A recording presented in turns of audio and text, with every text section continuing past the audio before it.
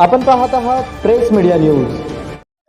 मोहोळ तालुक्यात वाळू माफियांचा धुमाकूळ. 2 महिने उलटूनही कारवाई नाही. महसूल विभागाच्या भूमिकेवर प्रश्नचिन्ह. रात्रंदिवस ट्रॅक्टर टिप्पर मधून वाळू वाहतूक सुरू असल्याचा आरोप. भाग 2 मध्ये वाहनांचे नंबर व पुरावे समोर आणण्याचा इशारा.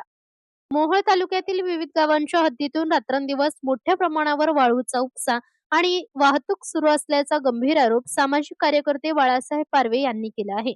विरवडे, शिरापूर, पेरटाकळी, शिंगोली, तरडगाव, मेरे, बेगमपूर यासह तालुक्यातील अनेक गावांमध्ये ट्रॅक्टर आणि टिप्परच्या माध्यमातून वाळूची वाहतूक सुरू असल्याचा दावा करण्यात आला आहे. काही भागांमध्ये मोठ्या प्रमाणावर मुरुम उत्खनन सुरू असल्याचाही आरोप करण्यात आलाय.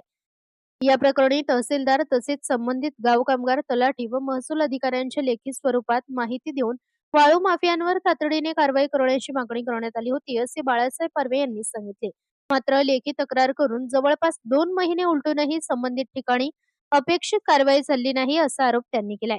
वाळूची वाहतूक सुरू करणाऱ्या वाहनांची माहिती संबंधित महसूल अधिकाऱ्यांना फोनद्वारेही देण्यात आल्याने पारवे यांनी सांगितले. तरीही कारवाई होत नसेल तर महसूल विभाग नेमकी कोणती भूमिका घेत आहे, असा सवाल उपस्थित होत आहे.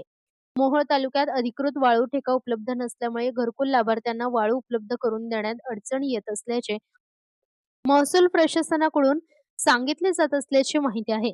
मात्र एकीकडे प्रधानमंत्री आवास योजनेतील घरकुलांसाठी वाळू उपलब्ध नसल्याचे चित्र, तर दुसरीकडे रात्रीच्या वेळी ट्रॅक्टर टिप्पर मधून वाळू वाहतूक सुरू असल्याचे आरोप.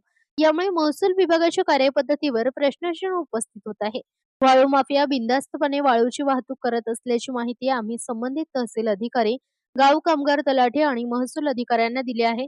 लेखी स्वरूपात तक्रार करून 2 महिने झाले तरीही ठोस कारवाई झाली नाही. आता पुढील भागात उपलब्ध कागदपत्रे, तक्रारी आणि वाळू वाहतूक करणाऱ्या ट्रॅक्टर टिप्परचे नंबर जनतेसमोर आणणार, असा इशारा सामाजिक कार्यकर्ते बाळासाहेब पारवे यांनी दिला आहे. तसेच संबंधित गाव कामगार तलाठी, मंडळ अधिकारी आणि महसूल अधिकाऱ्यांनी आपल्या कार्यक्षेत्रातील वाळू वाहतूक करणाऱ्या वाहनांची तपासणी करून नियमबाह्य वाहतूक आढळल्यास तातडीने वाहन जप्त करून कायदेशीर कारवाई करावी, अशी मागणी त्यांनी केली आहे. वाळू वाहतुकीबाबत स्थानिक पातळीवर विविध आरोप केले जात असले तरी संबंधित महसूल अधिकारी किंवा वाहन मालकांची अधिकृत बाजू अद्याप समोर आली नाही. त्यामुळे या संपूर्ण प्रकरणाची स्वतंत्र चौकशी करून वस्तुस्थिती स्पष्ट करण्याची गरज व्यक्त होत आहे.